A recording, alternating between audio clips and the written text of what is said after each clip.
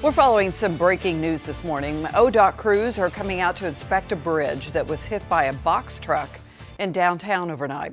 Here's a live look at the damage at the northeast corner of the IDL. State troopers tell us the driver fell asleep at the wheel.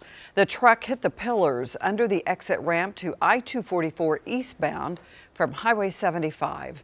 The truck is totaled, but the driver is expected to be okay.